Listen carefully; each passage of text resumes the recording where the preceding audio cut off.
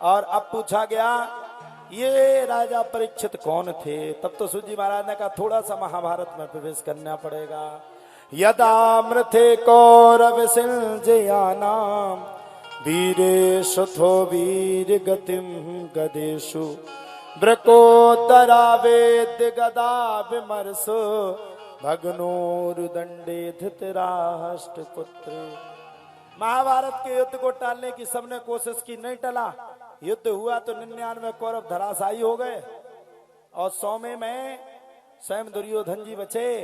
दुर्योधन को भी भीम भैया ने पकड़ करके मारा और अश्वत्थामा ने पांडवों के 5 भाइयों को मारा। तो दुर्योधन को हंसी और दुख हुआ, दोनों को होते हुए तुरंत प्राणों का त्याग कर दिया। भीष्म पितामह का भी उद्धार किया और भगवान के धराधाम को छोड़ने के बाद राजा परीक्षित जो उत्तरा के गर्भ में थे, जिनकी रक्षा भगवान ने की थी, अभिमन्यु जिनके पिता थे, उन राजा परीक्षित का एक छत्र राज हुआ और राजा परीक्षित के समय पर कलयुग का आगमन हो गया। एक दिन राजा परीक्षित ने मन में विचार किया, मैं जाकर के सब जगह पर देख करके आऊं क्या हो रहा है। नगर में देखा गाय का एक पैर पे गाय खड़ी है, पृथ्वी रो रही है, कांप रही है, काले कलर का मनुष्य खड़ा हुआ है। पूछा कौन हो? बोले मैं भी युग हूं। बोले कौन से युग? बोले कलयुग।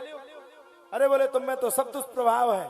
बोले महाराज सब दुष्प्रभाव है, लेकिन एक प्रभाव है, कलयुग केवल नाम आधारा, कलयुग केवल नाम आधारा, कलयुग केवल नाम आधारा, कलयुग केवल नाम आधारा।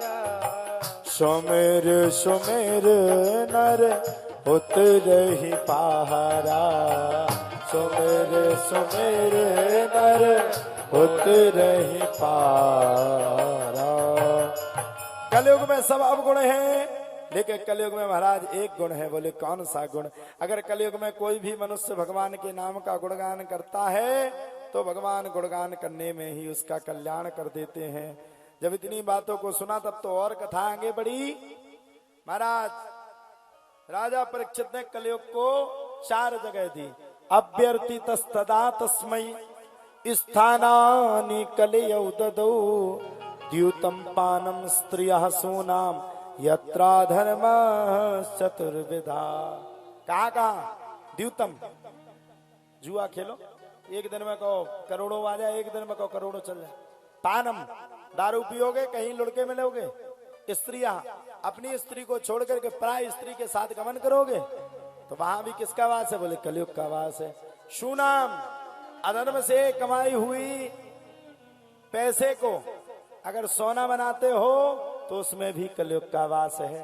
अब तो महाराज अपने बनाए हुए जाल में खुद फंस गए। जरासंध नाम के पापी का मुकुट धारण कर लियो, जंगल में पहुंच गए।